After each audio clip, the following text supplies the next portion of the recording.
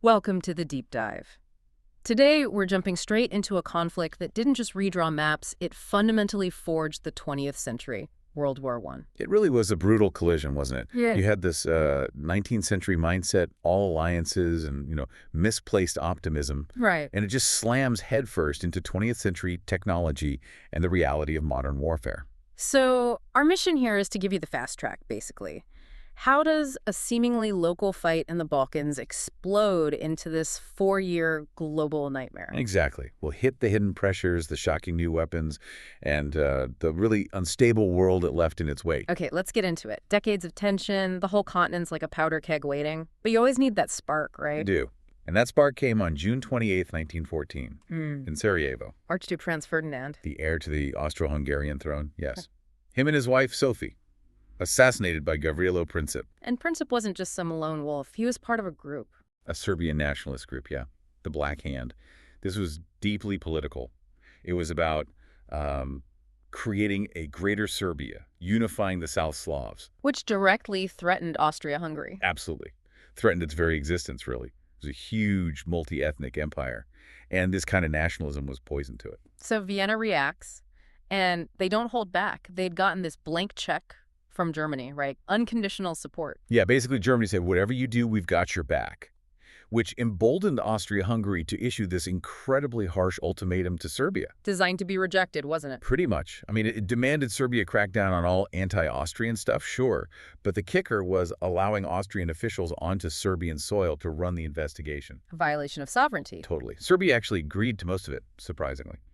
But not that point. They couldn't. And that refusal was all Vienna needed. War declared on Serbia, July 28th, 1914, and then the dominoes just fall so fast. It's astonishingly quick, like a preset trap being sprung. Russia sees itself as Serbia's protector, the guardian of the Slavs. So they start mobilizing their army. Huge army, but slow. Germany tells Russia to stop. They do. Russia refuses. So Germany declares war on Russia. Then, because Russia is allied with France, Germany declares war on France too. It just cascades. And Britain gets pulled in. How? They weren't initially obligated, were they? Not directly by those alliances, no. Yeah. But Germany's war plan, the Schlieffen Plan, required invading neutral Belgium to get to France quickly. Ah, the treaty guaranteeing Belgian neutrality. Exactly. Britain was a guarantor of that treaty. Plus, they couldn't stomach the idea of Germany controlling the Belgian ports right across the channel. So when German troops crossed into Belgium on August 4th, Britain declared war. 5 weeks. From assassination to a full-blown European war involving all the great powers. Incredible. It is. And the truly crazy part, everyone thought it would be short. Yeah, you hear that all the time. Home before the leaves fall. Kaiser Wilhelm said that, didn't he? He did. Leaders, the public, everyone believed it. A quick, decisive war. But how? I mean, they'd spent fortunes building these massive armies, these dreadnought battleships. They had machine guns. How could they still think it'd be like the old wars? Military thinking just hadn't caught up. Generals were still obsessed with the offensive, with elan, fighting spirit overcoming defenses. They fundamentally misunderstood the power of modern defensive weapons. And the public. They were swept up in this wave of, nationalism, believed in a glorious romantic war, not the reality of industrial slaughter. This massive miscalculation is why everyone marched off so eagerly in 1914. Okay, so the assassination lit the fuse. But the powder keg itself, that took decades to fill. We need to dig into those deeper reasons why this thing became such a catastrophe. What were the big ones? Right, for anyone trying to really grasp this, there are basically 4 huge underlying factors. The first, and maybe the most potent, is nationalism. Just rampant, intense nationalism everywhere. Not just quiet pride. This was aggressive. Oh, absolutely. Fanatical, even. It bred intense competition, this dangerous sense of us versus them, cultural superiority. In France, for example, there was this deep-seated desire for revenge against Germany over Alsace-Lorraine, lost back in 1871. And in the Balkans, it was explosive. You mentioned the Serbian desire for a greater Serbia. Exactly. It wasn't abstract. It was about carving territory out of existing empires. the Ottomans who were weakening, and Austria-Hungary. This idea that your national group deserved its own state, no matter the cost to the established order, that was a powerful engine for conflict. And this intense feeling meant people were actually willing to go to war. Highly willing. Yeah. The newspapers, the politicians, they constantly talked about defending national honor. It made it incredibly hard for leaders to seem weak or to back down in a crisis. They'd face outrage at home. Okay, so nationalism is one. What's next? Number 2, imperialism and resource competition. By the early 1900s, Britain and France had these vast global empires. Access to raw materials, markets, everything. Well, Germany, unified much later, felt shut out. They wanted their place in the sun, as they called it, equal status, equal access to resources, which meant challenging the British and French dominance. And this wasn't just background noise. There were actual confrontations, right? Like in Morocco? Yeah, the Morocco crises, 1905, 1911. Germany directly interfered with French interests there, testing the waters, nearly sparking war. It showed that this competition for colonies was a zero-sum game. It bred constant suspicion, constant diplomatic tension. Okay, nationalism, imperialism. What's the third factor? That flows directly from the others. Militarism and the arms race. Europe saw this absolutely unprecedented military buildup in peacetime. Huge armies, millions of men conscripted, ready to mobilize instantly. And the most famous part of that arms race? The naval race. Britain versus Germany, specifically building dreadnoughts. These super battleships. Game-changing technology. When Britain launched HMS Dreadnought in 1906, its design all big guns, steam turbines, instantly made every other battleship obsolete. Wow, so everyone had to start over. Pretty much. Germany especially felt compelled to match Britain, ship for ship. It consumed enormous amounts of money and national focus. It wasn't just about strategy, it was prestige, national pride tied up in these fleets. And when you spend that much on a military... The pressure to actually use it in a crisis becomes immense. It creates this mindset that war is not just possible, but maybe even necessary, the default solution. Which leads us to the final piece, the structure that made it all inevitable. The fatal flaw, the entangling alliance systems. Europe was divided into 2 rigid blocks. The Triple Alliance. Germany, Austria-Hungary, and Italy, though Italy was always a bit shaky. And opposing them. The Triple Entente. Britain, France, and Russia, formed over a period, solidifying by about 1907. And the key danger was how they were set up. Yes, they were defensive pacts. An attack on one member was considered an attack on all. There was no wiggle room. So Austria-Hungary declares war on Serbia. And boom, Russia feels it has to protect Serbia. Germany has to back Austria-Hungary. France has to back Russia. Britain gets pulled in by the invasion of Belgium. It guarantees that a local conflict immediately goes global. A structural trap. All those factors, nationalism, imperialism, militarism, alliances, they just converged perfectly, tragically in 1914. So the war starts. We think of trenches, the Western Front. But this really was a world war, wasn't it? Involved powers from everywhere. Let's map out the sides. Okay, first the Central Powers. The main players were the German Empire and the Austro-Hungarian Empire. Right there in the center of Europe, hence the name. But Italy, originally allied with them, they didn't join. No. Italy declared neutrality at the start. They argued quite correctly that the Triple Alliance was defensive and Austria-Hungary was the aggressor against Serbia. And then they actually switched sides later on. They did. In May 1915, Italy joined the Allies. They were promised significant chunks of Austrian territory if the Allies won. So a new, brutal front opened up in the Alps. Who else joined the Central Powers? Crucially, the Ottoman Empire came in relatively early, October 1914. Then Bulgaria joined in October 1915.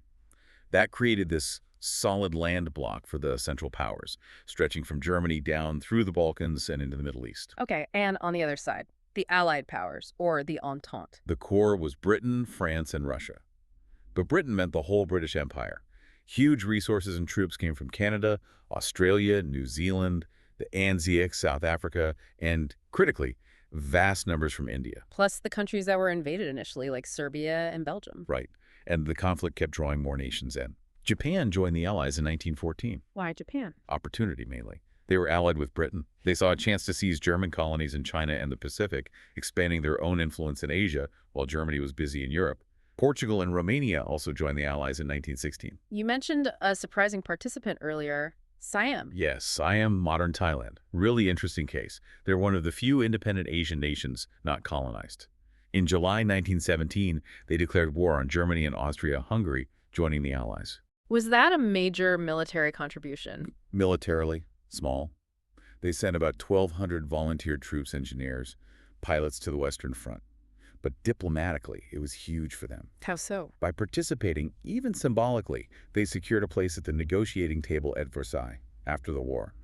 As a victor, it helped them push back against unequal treaties forced on them earlier by European powers, a really smart strategic move to assert their sovereignty. Okay, so the war grinds on, drawing in the world. But 1917 seems like the year everything shifted. Two massive events. Absolutely pivotal. First, Russia effectively collapses and leaves the war. The Russian Revolution. Two revolutions, really. The first in March overthrew the Tsar. The second in October brought the Bolsheviks, led by Lenin, to power.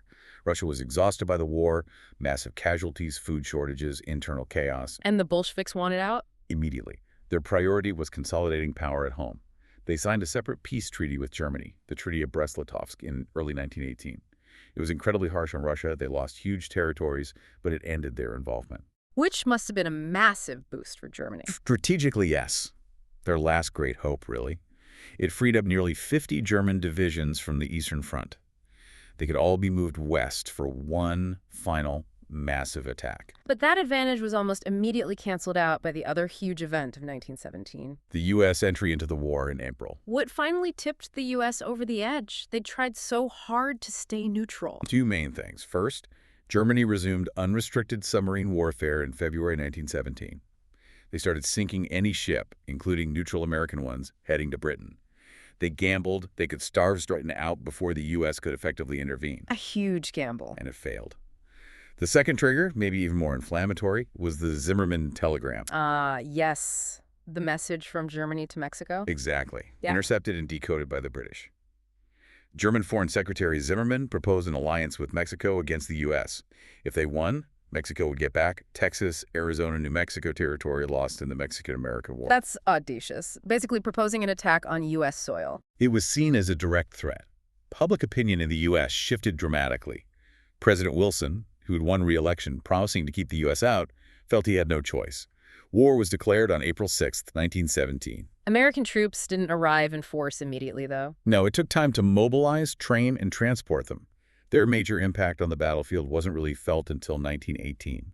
But the declaration itself was a massive blow to German morale and an enormous boost to the Allies.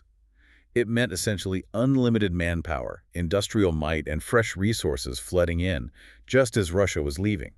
It fundamentally changed the strategic balance. Okay, let's trace the fighting itself. How did this war, expected to be short, become this 4-year meat grinder? 1914 starts with that illusion of movement, right? Germany's Schlieffen Plan. That was the whole idea. A lightning-fast knockout blow. Swing through Belgium, encircle Paris, defeat France in weeks, then turn east to face the slower mobilizing Russians. But it didn't work. Why not? Several reasons. Belgian resistance was tougher and slower than expected. The Russians mobilized faster than the Germans calculated, forcing them to send troops east earlier than planned. And the German army basically outran its own supply lines. They got exhausted. They were stopped where? Just short of Paris. At the First Battle of the Marne in September 1914, a desperate defense by the French and the small British Expeditionary Force. Famously, some French troops were rushed to the front in Paris taxis. So the quick victory fails, and then what? Then comes the race to the sea. Both sides try to outflank each other, pushing north toward the English Channel, but they just matched each other. Until there was nowhere left to flank. Exactly. By late 1914, you have this unbroken line of trenches stretching 400 miles from the Swiss border to the North Sea. The Western Front, static, deadly.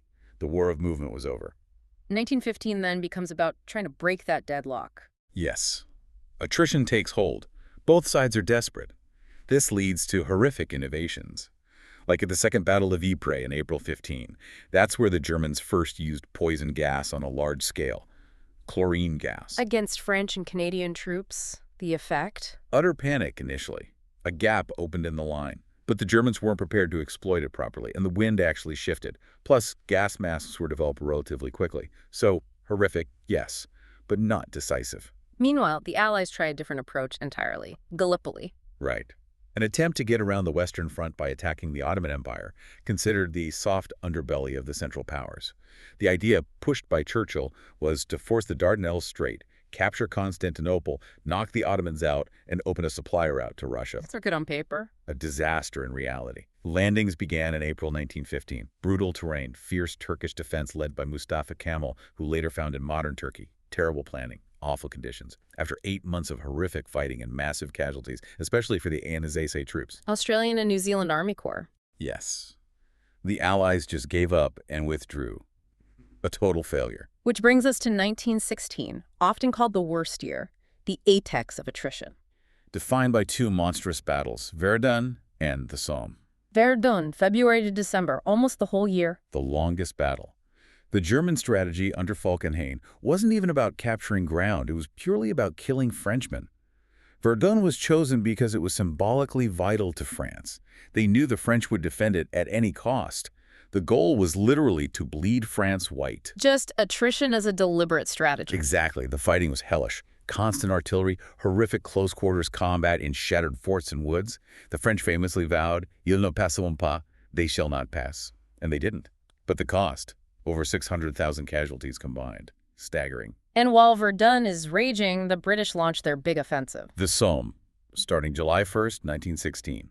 Partly to relieve pressure on the French at Verdun, partly aiming for that decisive breakthrough on the Western Front. And the first day of the Somme, it's infamous. It's one of the darkest days in military history. The British preliminary artillery bombardment, meant to destroy German wire and trenches, largely failed. When the British infantry went over the top, They walked into machine gun fire. massacred. On that single day, July 1st, the British Army suffered over 57,000 casualties, about 20,000 killed, just gone in hours. The single worst day for casualties in British military history. It's almost incomprehensible. 57,000 in one day. It perfectly illustrates the lethal dominance of the defense. But the Somme did see something new, didn't it, in September? Ah, yes. The tank, the British Mark I tank, made its debut at Flores-Courcelette. These things are primitive, really. Slow walking pace, unreliable, broke down constantly, got stuck in the mud. But the idea. The idea was revolutionary. An armored vehicle that could cross trenches, crush barbed wire, and withstand machine gun fire. Tactically, they didn't achieve much in 1916, but psychologically, terrifying for the Germans. And strategically, it pointed the way forward. The future wasn't cavalry, it was mechanized armor. Okay, fast forward. Russia's out, America's in. We get to 1918, the final offensives. Germany makes one last big push. Their final gamble, the Spring Offensive, or Kaiserschlacht, the Kaiser's Battle, March to July 1918. Using those freed-up troops from the east and new stormtroopers' infiltration tactics, they smashed through the Allied lines, pushed deeper into France than they had since 1914. For a moment, it looked like they might actually win. But they couldn't sustain it. They outran their supplies again, took massive casualties they couldn't replace. They basically exhausted themselves. And the Allies, now reinforced by fresh American troops. They counterattacked. The 100 Days Offensive, starting in August 1918, this wasn't just throwing men at trenches anymore. How was it different? It was coordinated. Combined arms, using tanks effectively now, coordinating artillery barrages precisely with infantry advances, using aircraft for support and reconnaissance. Under a unified command, Marshal Foch, the German army started to break. And the Central Powers just crumbled. Sequentially, yeah.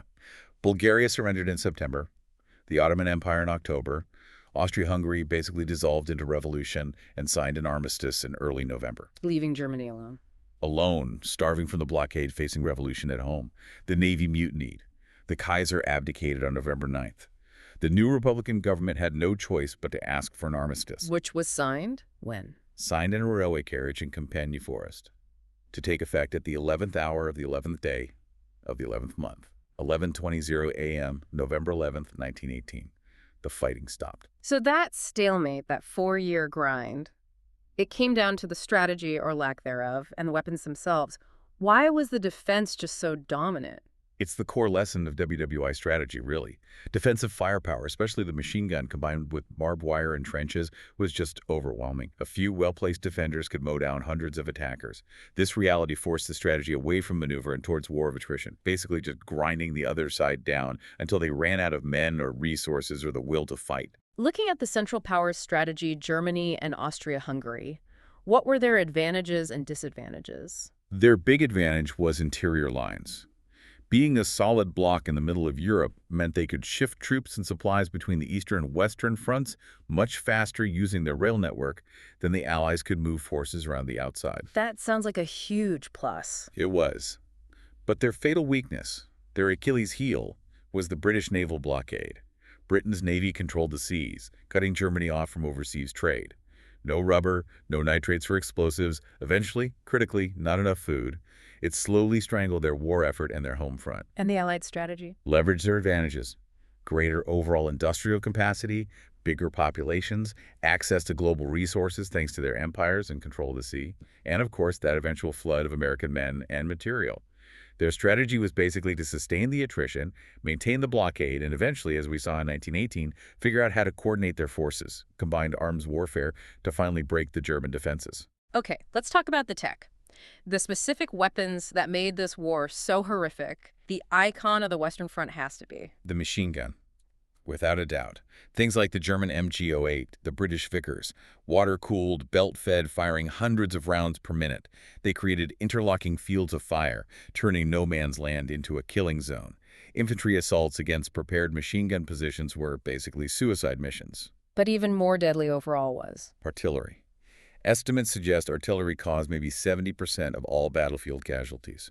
Huge guns firing massive, high-explosive or shrapnel shells, from small trench mortars lobbing bombs short distances, right up to enormous railway guns and siege howitzers like Germany's famous Big Bertha. And the sheer volume of shelling was unprecedented. Absolutely. Before big attacks, there'd be these massive bombardments lasting days trying to cut barbed wire and smash trenches.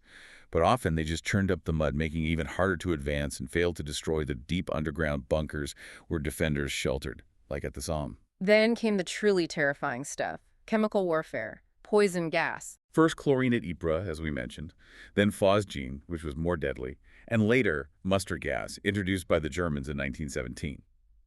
Mustard gas was particularly insidious, often invisible, lingered for days, didn't just attack the lungs, but caused horrific burns and blisters on skin and eyes.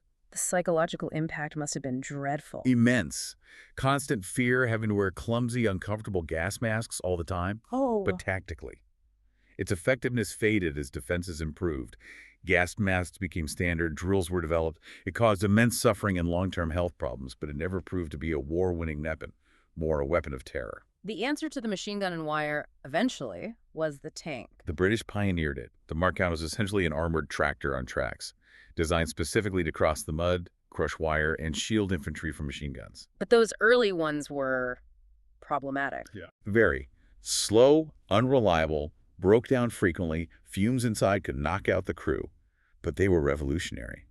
By 1918, newer, better designs like the French Renault FT light tank with a rotating turret showed the way. Tanks were the key to restoring mobility to the battlefield. They made cavalry obsolete overnight. What about at sea? We mentioned the blockade, Germany's response. The submarine, or U-boat, used primarily for raiding Allied merchant shipping. Early in the war, especially during periods of unrestricted submarine warfare, they were devastatingly effective. Sank millions of tons of shipping, brought Britain very close to running out of food and supplies in 1917. How did the Allies counter the U-boats? The convoy system, grouping merchant ships together and escorting them with warships, mainly destroyers. These destroyers were equipped with new detection gear like hydrophones, early underwater lifting devices, and weapons like depth charges to attack submerged U-boats. The convoy system drastically cut shipping losses by 1918. And in the air, war took flight, literally. Rapid evolution. Started with flimsy planes used just for reconnaissance spotting enemy trenches and artillery positions. That alone changed warfare. Hiding became much harder. Then came fighting in the air. Quickly led to developing machine guns that could fire forward through the propeller. That meant dogfights. The era of the fighter-ace pilots, like Manfred von Richthofen, the Red Baron, became national heroes. By the end, planes were also being used for bombing Germans. Germans used Zeppelins early on to bomb London, later actual bombers, and for ground attack, supporting infantry advances. Air power was born. And we should also mention the medical side briefly. The scale of casualties forced changes. Huge changes. First, widespread use of mobile X-ray units, sometimes pioneered by people like Marie Curie herself near the front lines. The development of blood banks and effective blood transfusion techniques to deal with massive trauma and hemorrhage. Grim necessity drove incredible innovation. When the guns finally fell silent, the world was irrevocably changed. It wasn't just the end of a war, it was the end of an era. The most immediate impact was political collapse. 4 huge empires just gone. Exactly. The Russian Romanov dynasty, overthrown by revolution. The German Hohenzollern Empire, replaced by a republic. The ancient Austro-Hungarian Habsburg Empire, shattered into pieces. And the Ottoman Empire, the sick man of Europe, finally dissolved. Centuries of dynastic rule wiped away. And out of those ruins rose new nations. Yes, the map of Central and Eastern Europe was completely redrawn. Poland was reborn, Czechoslovakia and Yugoslavia were created, Finland, Estonia, Latvia, Lithuania. The Baltic states gained independence from Russia, all based loosely on President Wilson's idea of national self-determination. But it wasn't a clean break, was it? These new countries had issues. Deep issues. Many, like Czechoslovakia, Czechs and Slovaks, and especially Yugoslavia, Serbs, Croats, Slovenes, Bosnians, etc., mashed together different ethnic and religious groups who didn't necessarily want to be together. The borders were often drawn arbitrarily by the victors. It created instant instability and simmering ethnic tensions that would fester for decades. And the peace treaty itself, the main one, the Treaty of Versailles with Germany, June 1919. It sounds like it caused more problems than it solved. It's arguably one of the most controversial treaties in history. It wasn't about reconciliation. It was about punishment, driven primarily by French fears of a resurgent Germany and a desire for revenge. What were the key terms that caused so much resentment? First, the infamous War Guilt Clause, Article 231. Germany was forced to accept sole blame for starting the war. Deeply humiliating. Second, crippling war reparations. The amount kept changing but was eventually set at 132 billion gold marks, an astronomical sum everyone knew Germany couldn't possibly pay. So why set it so high? Politics. To satisfy angry publics in France and Britain, but it guaranteed long-term economic instability and resentment. Third, severe military restrictions. Army limited to 100,000 men, no air force, no submarines, the Rhineland demilitarized. Germany was left feeling defenseless and betrayed. It really does sound like it laid the groundwork for future conflict. Absolutely. The bitterness, the economic hardship, the national humiliation, it created the perfect breeding ground for extremist ideologies, like Nazism, that promised to restore German pride and tear up the treaty. Many historians see Versailles not as an end, but as simply setting the stage for Act Two. Beyond the politics, what about the socio-economic shockwave? Massive. Europe was financially devastated. The U.S. emerged as the world's dominant economic power, the main creditor nation. Power shifted decisively across the Atlantic. And the human cost created the lost generation. Millions of young men killed or maimed, a huge demographic hole, but also a psychological one. A generation came home deeply disillusioned, cynical about the old values of patriotism and glory that had led them into the slaughter. You see it reflected starkly in the art and literature of the 1920s, a search for meaning, a rejection of the past. On a more positive note, the war did accelerate change for women. Significantly. Women had taken on vital roles in factories, on farms, as nurses, drivers, keeping the home front going. Their contribution was undeniable. It hugely boosted the arguments for women's suffrage, leading to voting rights being granted in many countries like the UK and the US shortly after the war, a major step forward for equality. But the war also left millions with hidden wounds. Shell shock. Yes, what we now call PTSD. At first, soldiers suffering tremors, paralysis, nightmares, mutism. They were often accused of cowardice, of malingering. But the sheer numbers changed that perception. They had to. Hundreds of thousands of men were affected. It forced the medical community and the military to recognize that the constant stress, the terror, the endless shelling could cause genuine, profound psychological breakdown. It wasn't a moral failing, it was an injury. A terrible injury. And while treatments were often crude, sometimes punitive, it marked the first real, large-scale recognition of psychological trauma as a legitimate casualty of war, a very hard-won, painful lesson. Finally, the war's end reshaped another entire region, the Middle East. The collapse of the Ottoman Empire left a vacuum. Britain and France, based on secret wartime agreements like the Sykes-Picot Agreement, carved up the Ottoman Arab territories between themselves. Ignoring promises they'd made to Arab leaders? Largely, yes. Arab forces had fought with the British against the Turks, hoping for independence. Instead, Britain took control, under League of Nations mandates, of places like Palestine, Transjordan, and Iraq. France got Syria and Lebanon. And these new borders were drawn by Europeans with little regard for existing ethnic, tribal, or religious realities on the ground. They lumped together disparate groups, divided others. These artificial boundaries have been a source of conflict and instability in the Middle East ever since. So much of today's turmoil traces back to those post-WWI decisions. Amidst all this redrawing and collapse, there was one major effort to prevent future wars: the League of Nations. Wilson's brainchild, the first global body for collective security. A noble idea, founded in 1920, but flawed from the start. It had no army, no real enforcement power. It relied on diplomacy and moral pressure. And But the crucially, U.S. never joined. the U.S. Senate refused to ratify the Treaty of Versailles, largely out of a return to isolationism. Without the world's new leading power, the League was fundamentally weakened. It ultimately failed to prevent the aggression that led to World War II. So as we wrap up this dive, it's crucial to circle back to the sheer human cost. The numbers are almost too large to comprehend. Over 40 million total casualties. That figure includes both killed and wounded disabled. Right. Roughly 20 million dead and another 20 million wounded, many permanently disabled. Military deaths alone were somewhere between 9 and 11 million. Civilian deaths were also enormous, maybe 7 to 8 million, from famine, disease, massacres, the blockade. And some countries suffered disproportionately. Serbia, where it all started. Lost maybe a quarter of its entire population. An entire generation of young men across Europe was just devastated, gone. And as you said, this wasn't really an isolated event. It feels more like the first part of a larger story. Many historians argue exactly that. The WWI and WWII are essentially one continuous European civil war, with a 20-year pause in the middle. WWI didn't resolve the underlying issues. In many ways, Versailles made them worse. It shattered the old world, perfected industrial killing, shifted global power, and created this incredibly fragile, resentful, economically stressed environment. Directly paving the way for the rise of fascism, Nazism, and ultimately the second, even more destructive, global conflict. Which brings us to our final thought for you to consider. We've talked about the causes, the nationalism, the militarism. We've seen the unprecedented horror, the millions dead, the recognition of things like shell shock. We saw the attempt, however flawed, to build peace with the League of Nations. So the question is, why? Why did all those horrific lessons seemingly fail to take root?